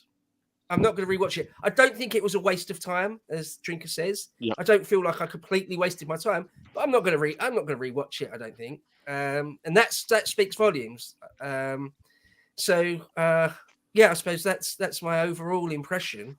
It could have been so much better in loads of different ways. I think the writing in some of the episodes was full blown crap. Some of the dialogue, again, in the later episodes, was really crap. But then some of the earlier episodes were really good. The one where most of the episode is aerial combat, that was brilliant. I might rewatch that one episode. I don't know if you guys ever do this. You've got a favourite series or show, and you've rewatched it many, many times. You know it inside out. And you know there's bits that you don't like or you find boring, so you skip through them. There's one I've got. HBO show all about John Adams with Paul Giamatti. Oh, yeah. And there's DVD. I've got it. And there's a narrative thread throughout that with his wife. Yeah, and his home life. I don't care about that. Whenever those scenes starts, I just skip to the next bit where it's with Jefferson and Washington and the war and stuff. So that's what this would be for me, Master of the Air. But it would be over half of it I would be skipping. Okay. So there you go. I'll stop. No. That's fine. I think a really good editor, by the way, could make 2 really good, like 2.5-hour movies out of this show. Incidentally, Northern, give us your Northern thoughts.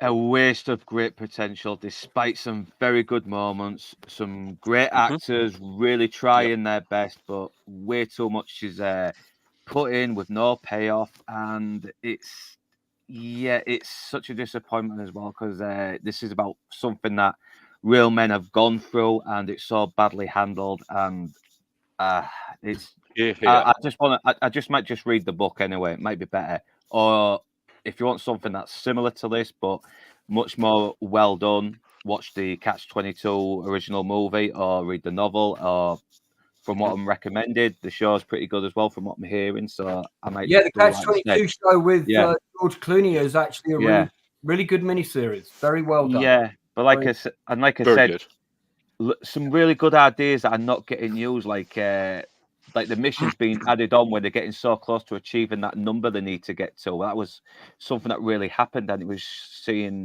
the toll it was taking on them, and completely brushed over. And that seemed to be a very vital, important part of the subject matter of what this show is supposed to be getting across. Okay, thank you, Stupenzo. Yeah, I mean, like I said earlier, it's like even if the show is okay or pretty good, just doesn't merit the runtime. And I think what it is, it all just stems down to these streaming services just wanting to pad their streaming sites with more content. Like a 2-hour movie isn't as much content as 9 45-minute episodes. And I think it takes a lot more effort to take your 9-hour miniseries and cut the fat and trim it down to a tight 2-3 hour movie.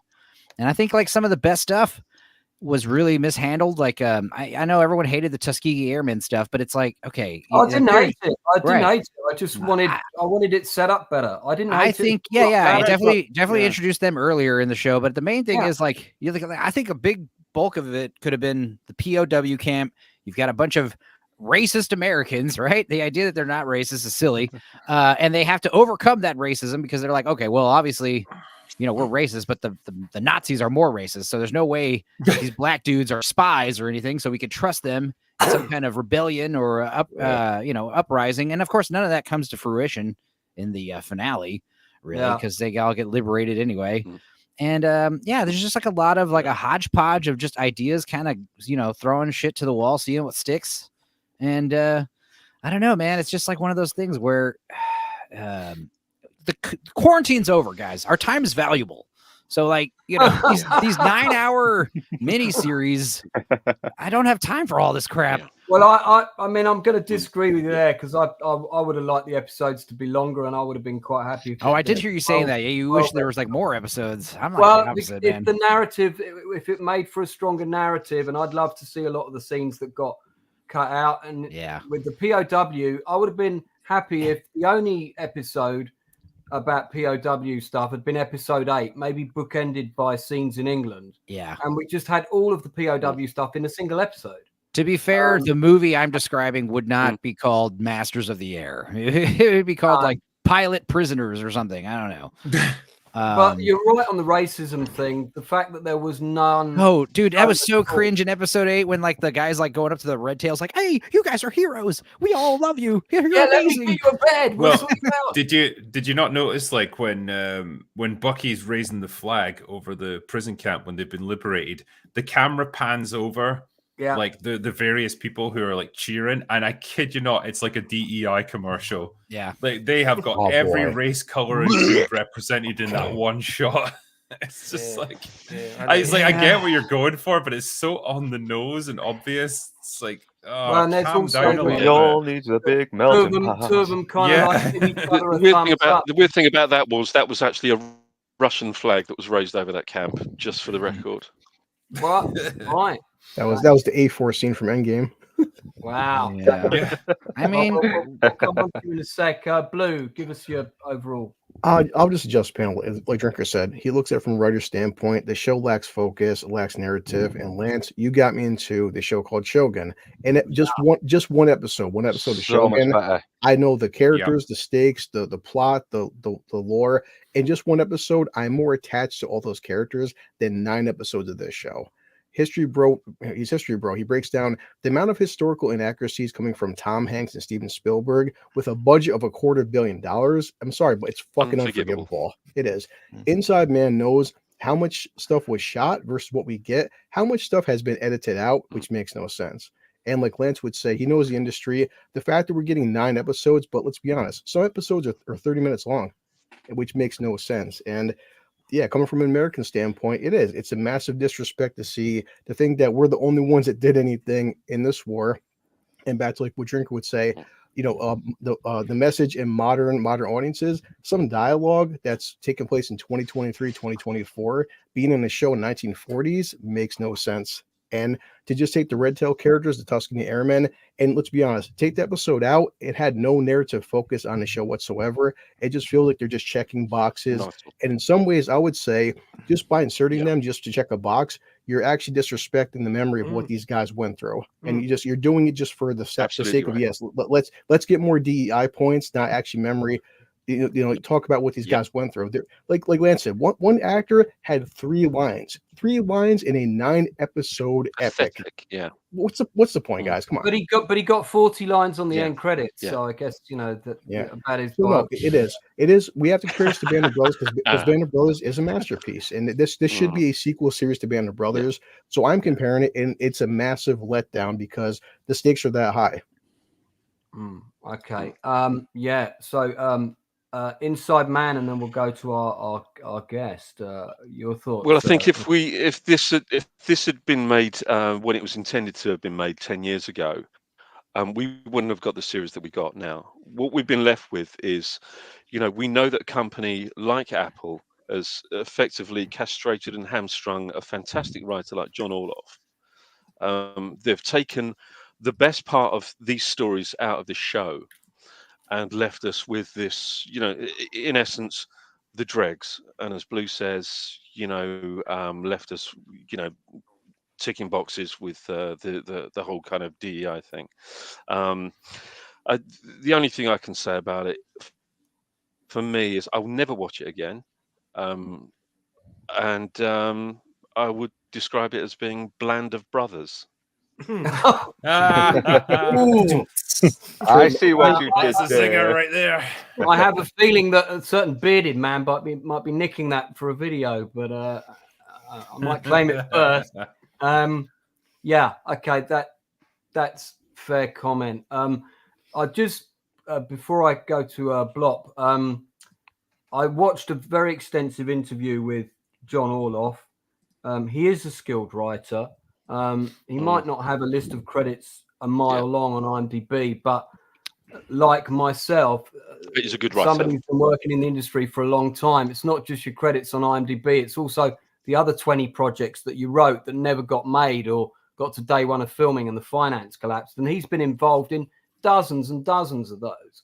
Now, he was quite careful about what he said on the interview, but he did say that each of the scripts went through a minimum of 20 drafts, and that is quite a lot. And if you imagine how many producers are involved in this show, that's each draft is going to have sets of notes from probably at least a dozen different people, not to mention departments, but at just least at the producer level, studio level, at least a dozen. So you're talking 20 drafts, each draft with a dozen different set of notes, probably some of them conflicting, which result in more discussions, which result in more dilutions of the script. We know an episode was dropped completely.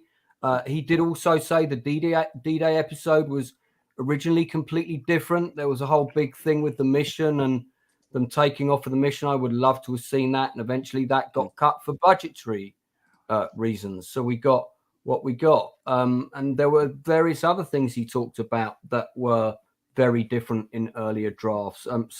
This is a show that went through massive changes and a lot of fingerprints. So I'm going to just say it from my perspective. I don't leave the blame at John Orloff's door. I think he is a competent writer. He might have his name on a lot of the scripts, but you can't think of him as the guy piloting the ship, so to speak. Blippedy, have you got final thoughts on the show overall? Yes. So to echo history, bro, I for one certainly wouldn't have minded to see much more of the aerial combat. Then again, I am very biased, and I think the overall sentiment I can get from the show is what a wasted opportunity. Because when I go back to the earlier episode, and there's that scene with Babyface and Quinn, I think, the chap who bails out. That was so poignant. It was so emotionally charged and harrowing. And I'm not saying that the entire series had to have that tone, but to come up with something like that and then to go to the level of episode 6 is so revealing of the disparity and how jarring it could be. In terms of the Tuskegee, I know this is a bit of a contentious issue. I don't think the aspect of having Tuskegee Airmen in it is necessarily a bad thing. I just don't think it could work with what they have here, because it would need an entirely separate storyline in of itself because of how divergent the history of those airmen and how they would then meet up with those involved in the 100. Yeah, it's just too disparate. It's not going to work. And I think that's the crux of the matter here. You've got all these disparate storylines that have been initiated that just don't mesh together. And I would echo what Inside Man said with Blanda Brothers. I'd call it the unspecific. The unspecific. you in your comments, you reminded me of something I meant to mention earlier. Very good. That I think the show was missing. With the scene where the main characters are talking, it could have been the Crosby-Roseby scene where they're doing Grandad by the fire in their armchairs. I think personally it should have come later with the main characters. I wanted a scene where they were going to either raise a glass to the people they'd lost or sit down and mention the names of the people they'd lost and laugh about them. We didn't necessarily, I don't mean laugh at them, I mean laugh at the good times they had with them, like Babyface and so on. So that, again, there is that emotional tissue back to the earlier scenes of the people who have been killed. And we know that these people are going home, yes, but they're carrying this huge sense of loss. And I think these men would have had maybe not a conversation. It might have just been let's raise a toast in the bar to everyone that's not coming home. I mean, I know it's a trope and I know it's a bit stereotypical, but I think that scene would have happened. And I felt like the show needed it because there was no acknowledgement in the final episode of all the people who died. Where was the cut? There are monuments all over Suffolk where these air bases used to be with lists of all the crews who died. Where's a compilation edit of all of those at the end of the last show? That would have been very, very powerful. And they could have taken a second unit and gone round and looked at them. I know they visited all the air bases when they were doing the scouting. You can find loads of these all over England. And so there's no acknowledgement at the end of all. They've all become a bit arbitrary, and it's just like, oh, well, the rest of us are going home. We're all good. And I just thought, Tinker would say it would be, you can all go home now. Yeah, exactly. So that for me was another bit of the emotional tissue that was missing. The setup was all there, but they didn't pay it off. Can I make one point? I'll ask you guys a question. In the last episode, Crosby, it's all about he's got his wife pregnant, and at the end it talks about how he went home and they lived happily ever after, essentially, and all that sort of thing. Wait, but isn't he an adulterer though? Yeah, he is. Didn't he cheat on her though, as well?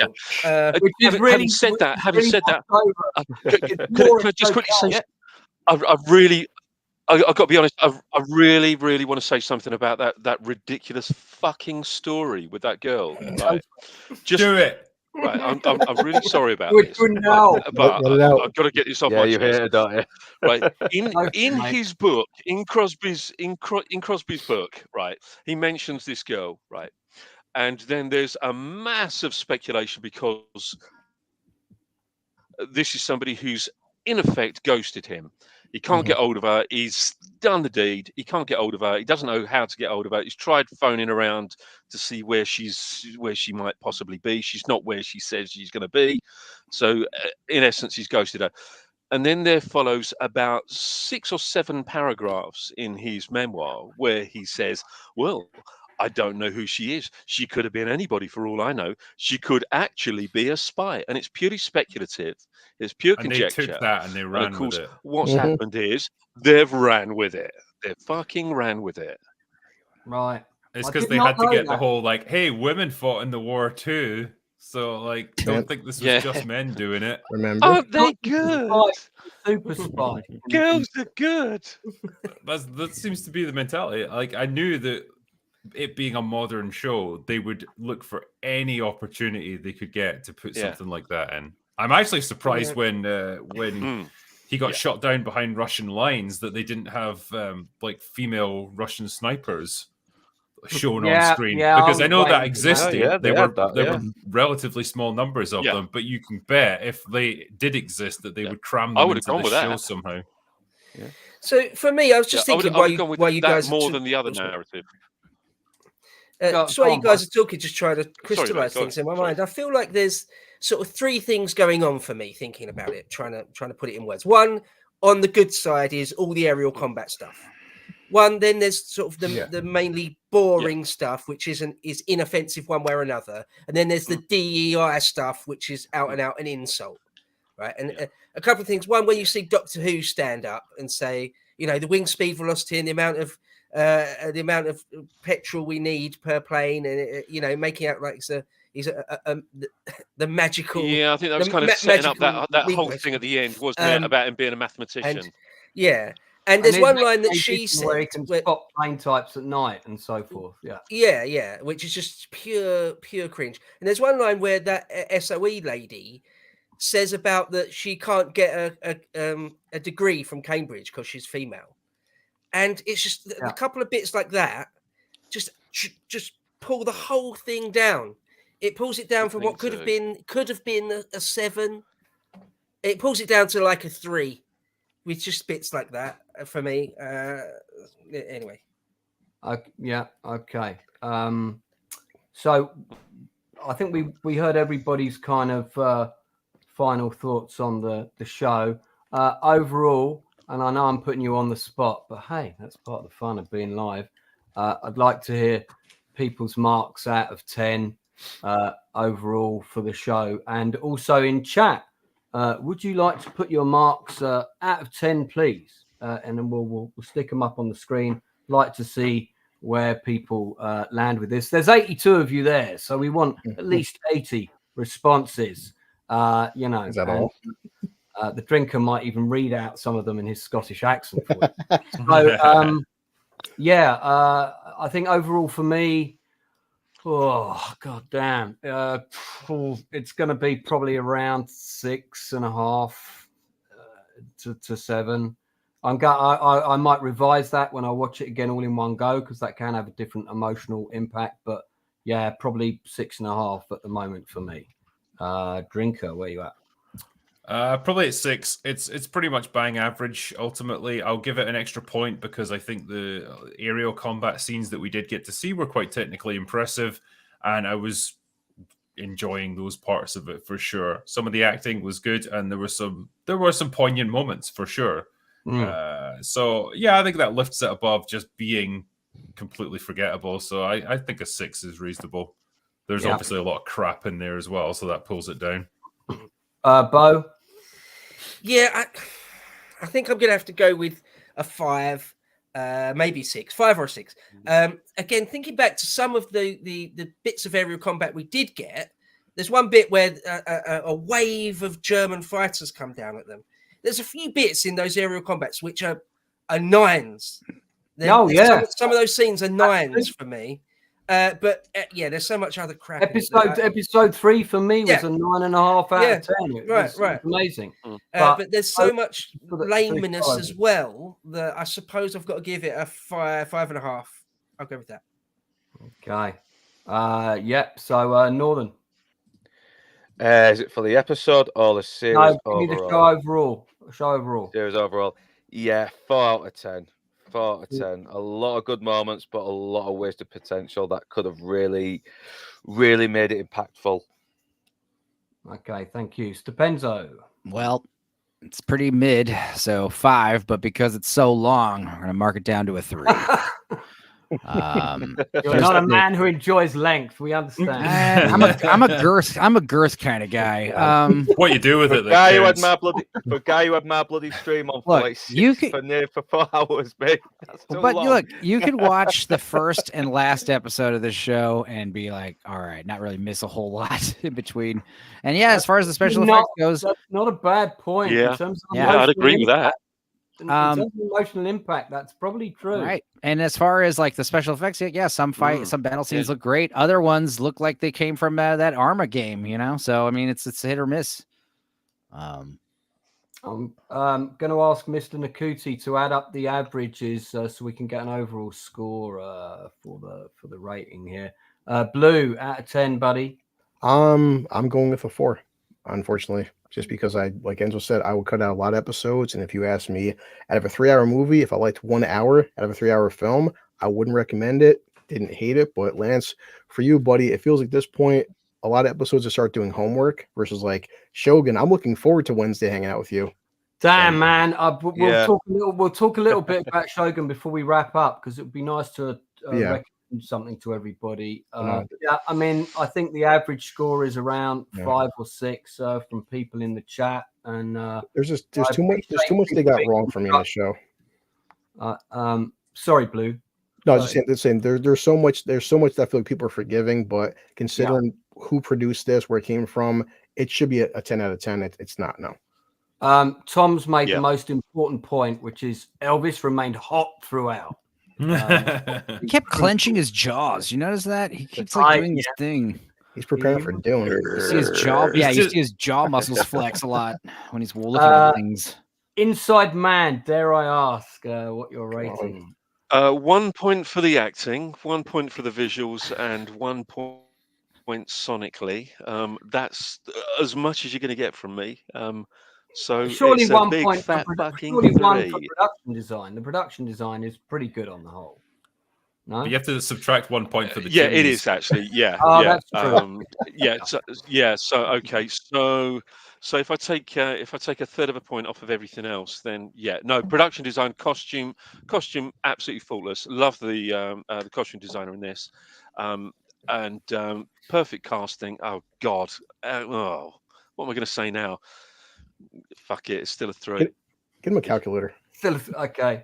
And on the costumes, incidentally, the guy that we had lined up to do the costumes for Pegasus Bridge was one of the main costume guys on Masters of the Air, and a very lovely guy he is too. And he did a really good job. The I don't costumes think he are was pretty good. in charge of all of them, but he did a lot of them. Blippedy Blop as our special guest tonight. What's your final rating? Well, I'm going to go with a 6.17 in deference to the squadron. Very, very specific. Can you break that down for us? Dear God. Sure. Sure. The 6 is for the overall averageness. I did mention I did enjoy it, and I count it as good, but nothing spectacular. And I also feel very much it's something I almost certainly will not watch again. And the oddly specific 1.7 is again 617 Squadron. But wasted opportunity. Thanks very much. I want to say I think I like this show more than you guys because I didn't watch it over the course of 9 weeks. It probably bothered me a lot less. You binge it. The funny thing about this, Stupenzo, is that I've actually enjoyed talking about it more than I actually enjoyed watching it. No, it's like Drinker said. We've been here for 9 weeks. You know, I should have got this in episode 1, but episode 9, you see this helmet cracked open and all the stuff, all the dirt on it, coming out of my face. Like, but he could do us all day. Well, before we begin to wrap up, I want to throw this out there. Who, for the panel, was the outstanding performer in the show? For me, it's probably Nate Mann. And Anthony Boyle, I agree with that. Pretty good as well. But I think if I had to pick one, it's between Nate Mann and Anthony Boyle for me, but I'd probably go with Nate Mann overall. But standard of acting, yeah, very good. Oh, look at that. Comes with its own camera. I think I recognize that man on the right. So Drinker, if you had to pick one actor, and I think he's going to have a fantastic career ahead of him. Anthony Boyle is already in a host of stuff he's got coming out. He's just Lincoln. I mean, I'd be inclined to agree. I thought Anthony Boyle was fantastic. I thought Austin Butler was really good as well. He was good. He's definitely got the coolness factor. He's got a bit of a James Dean or something look about him. I think maybe he knows it as well. But he didn't get a lot to do. He didn't get a big, no. He didn't really get much of an arc. That's why with Rosie you got a real emotional arc with him, I think. Yeah, I agree. I think he was the standout for me probably. History bro, I know you love your actors. If you had to pick one. Oh, I don't know. Yeah, who's the guy German that played Rosie? In the POW camp? No. Who's the guy that played Rosie? That's Nate Mann again. Yeah, probably him. But just to say on the acting in general, it was very, very good. It was good. There's no one really that stuck out like a sore thumb as being a really bad actor. No. I'll say that. That's director Timothy Van Patten, who did the last episode. He also did 3 episodes of Pacific, and I think he did one of Band of Brothers as well. So you're talking a proper veteran. Same question, Blue. My favorite actor? Yeah, just the standout performer. They were all good, but if you had to pick one.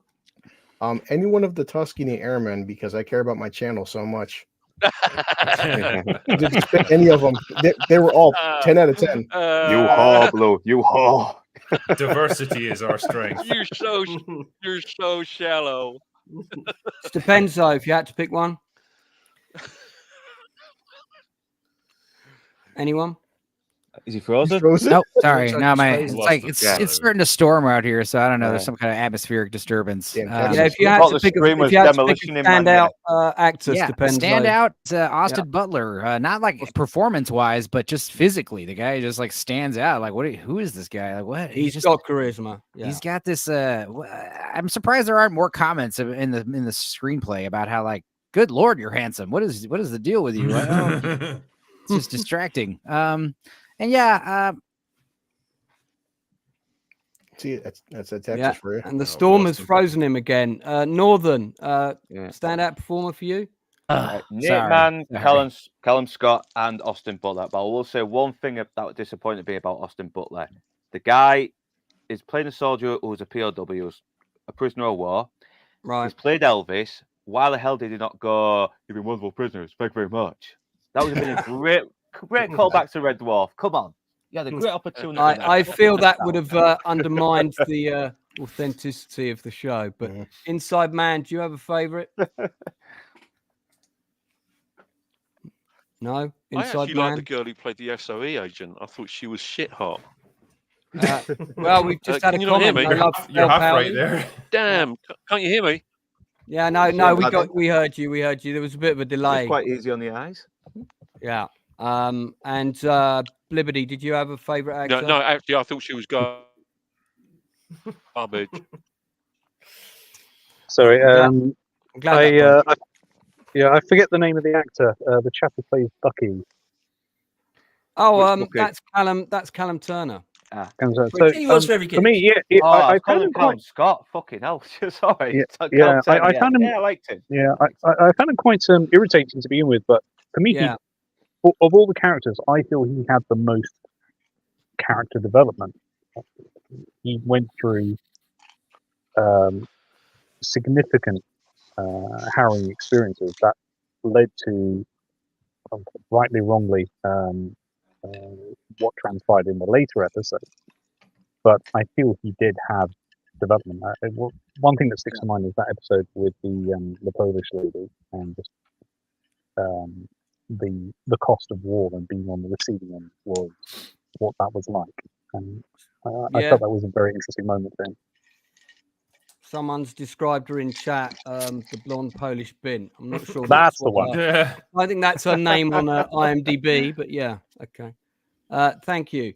Well, before I just give my guests an opportunity to plug their stuff, first of all, I want to thank everybody in chat. We've had loads of new names for coming on and taking part in the discussion. I really appreciate you coming on and coming on late if you're in the UK, or early if you're in East or West Coast. I was 8 weeks late.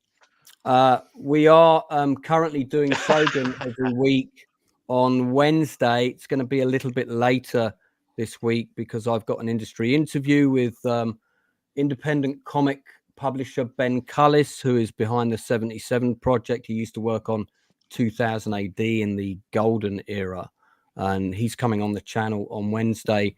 So we're going to have the Shogun review at a slightly later time. If you are not watching Shogun on Disney, regardless, What's wrong with you? Well, I'm just going to say now, for me, it's the standout TV show of the year. I've been reviewing it with a panel of familiar faces, and you know, we want to review stuff that's good. We didn't know if it was going to be any good. I am already 100 times invested in every single character in this show from the second episode, including the minor characters. And even though, you know, they've all got complicated names that I can't remember half the time, I know exactly who they are, how they fit in the story, you know, what their dramatic narratives are already heading towards. And even the characters that have, you know, the supporting cast in this. And this is a big cast. This is a complex show with a number of strands. I'm interested in everybody. I'm interested in all the different bad guys. I'm interested in the politics. The production design is absolutely incredible. The show looks amazing. The acting is fantastic. It's nothing like the 1980 Richard Chamberlain version, thank God. Not that it was good in its day, but this is a completely different animal. And the Japanese cast are absolutely amazing. And no, there aren't any modern tropes in. Maybe some of the women are slightly more powerful and agile and able to do certain things than they could have done. But listen, that's a minor gripe. They everything that they do feels real within the world that we're presented. Some of my panelists are on this now, and Northern and Blue, I'm sure you echo my comments. I mean, every episode, I don't think any of us have rated an episode under 9. And we're 4 episodes in, and some of us have been rating them 10 out of 10. It's some of the best television I've ever seen. So if you're not watching it, it's on Disney Plus. Watch it on the biggest telly you can, because it is really cinematic. Just a fantastic show. Can't praise it enough, and we'll be talking more about it. I dare say there'll be a review coming from the Drinker at some point down the road. There will indeed. You better. Yeah, I highly recommend it to everybody. Coming up, more on the Outcast Creative. We've got our regular show every Tuesday at 10 o'clock UK time, in the evening, of course, not in the morning, where we just generally chat about the things we've watched that week. We try and recommend you stuff we think is good. So we trawl all the many shows that are out there. We try and find the good stuff to recommend you, and occasionally we'll talk on random topics like the Willy Wonka Glasgow experience, which just happened to land into our laps one particular week, and so on. Then the industry interviews, as I said, we've got one coming up on Wednesday. I've got 2 more of those this month alone, including with 2 of the cast of 5 Days at Memorial, which is a really good show on Apple Plus. You should watch it if you haven't seen it already. Do check that out. So just going to go around thank all of my guests. Drinker, have you got anything coming up you want to plug? Coming up, not so much. I guess I've now got 3 channels. Weirdly, it's my work is now split over 3. So I got my main one. The second one is Critical Drinker After Hours. That's where we put a lot of the live stream uploads. But you're not really a hardcore gamer, are you, Drinker? Apparently not. No. What does one have to be a hardcore gamer? No. But anyway, yeah. The other one is just where I've moved all my gaming content. So like playthroughs of games, the occasional review, that sort of thing. So that's the Critical Gamer, now imaginatively titled. And your third channel is kind of connected to the other one. That's your After Hours, right? Exactly, yeah. After Hours is where I tend to put like my open bar uploads and some like additional reviews of like older movies, that sort of thing. The one I just reviewed recently there was The World's Fastest Indian with Anthony Hopkins. That's a good little movie, that. Nice little movie, yeah. Proper feel-good film. And yeah, I miss films like that. Did you get a chance to check out that Ed Zwick film that I recommended to you, Special Bulletin, the one all set in like on a TV broadcast? No, I haven't had a chance yet. I've been split between split between The Gentleman and Shogun and various other things. God, that's so good. That's another good show. That's another good show. Drinker, I saw you on Piers Morgan with Nerdrotic. Yeah, that's quite good. I didn't expect that when it came up. There's 2 titans of YouTube. Yeah, I'm a titan of YouTube now. I feel like I should be some horrifying monster. But yeah, that was fun. Good little interview. That was interesting. History Bro, what you got coming up, sir? And where can people find you? Yeah, so I just actually did about a 2-hour stream with Mr. H Reviews. Mm-hmm. Yeah, great guy. Did a 2-hour thing just talk about June 2. Just waxing lyrical, gushing really over June 2. So that's on his channel, just went up like today or yesterday or something. My own channel, History Bro. The last upload was a couple of days ago. Was it on Pitt the Younger? And then on Lotus Eaters, the last thing that went up was about the life and career and art of Michelangelo Buonarroti. In the future, I did a thing about, you'll see in a week or two, The Lion in Winter. One of my favorite films of all time. Did that with Rubber, so that'll be up in the future. And then more on there's loads. It's lotuseaters.com or my channel, History Bro. Another film to chuck on Drinker's growing list of I must watch before I die movies. Lion in the Winter, that is a very good movie. Yeah, it's a great June film. 2, quickie, before I move on to my other guest. Did you not find we didn't see enough of the Sardaukar getting their comeuppance? Them going into the mist and then being told they were all killed and we're going to execute some. That wasn't really enough for me. The book is kind of like that, where it's almost like, whoa, guys, can you believe how easily we won that battle and took over the entire city? Like, it's almost things just happen off screen. It was over a bit quick, that battle. And and suddenly all the Fremen are going into space and know how to pilot cruise liners. But that's a topic for another day. But I did like the film overall. Northern English B'Stard, where can people find you? What you got coming up? Well, you can find me on my channel, Northern English B'Stard. But at the moment, I'm trying to do something different from just movie reviews. I want to go back to doing maybe like a little video essay on strong female characters that are well written. And I am trying to get a list together and maybe look for some more underappreciated ones. Don't forget Jennifer Lawrence invented those. Yes. Oh, yes. How could I forget that? Strong female character. Northern English Bastard. Catherine Hepburn in The Lion in Winter. Oh my God! I'll pull that down on my list. Pull that down on my list. Viola Davis from Solaris. Yeah, I will do that. At the moment, I have one that I never thought of before until I rewatched Tangled, and that is Rapunzel in Disney's Tangled. So, she's actually a really well written character when you think you watch the film again, you'll see it's very good. So I'll do that. Thank you very much, sir. Contestant number 4, what's your name and where'd you come from? Stupenzo. You can find me on YouTube, my channel, Stupenzo. Blue Collar's there all the time. Luke's there pretty often.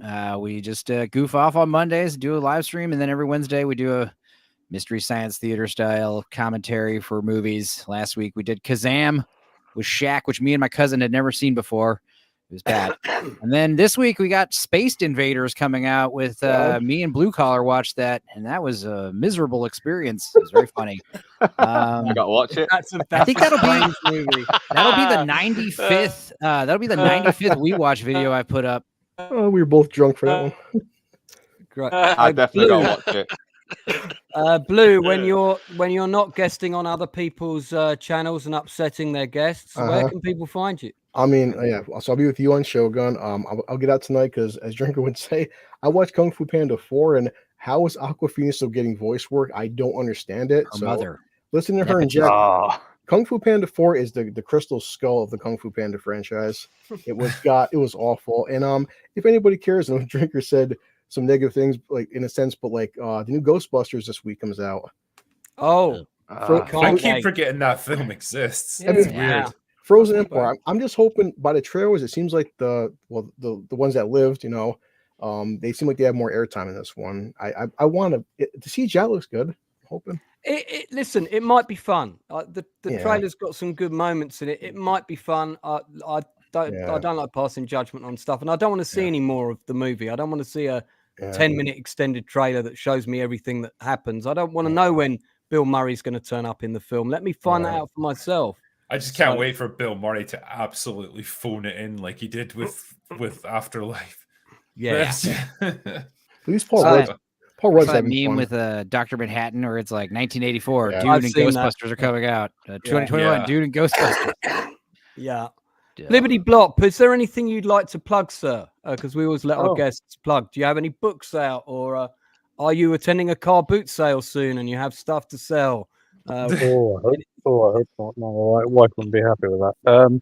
The first thing is I'd like to thank you again for the opportunity, and I really do appreciate it. Not at all. And it made me feel young again, so that's good.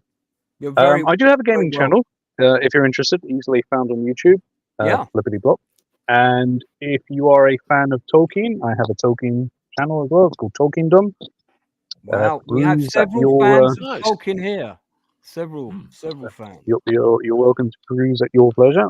That's about it for the time being. Fantastic. Inside Man, you dropped in and out again. Assuming your voice is not like a Dalek, would you like to plug anything? Well, yeah, I did. Yeah. Well, obviously, I'm going to be with my my old chum on his Scanners. Oh yeah, his Scanners stream, Northern English B'Stard. So really looking forward to that.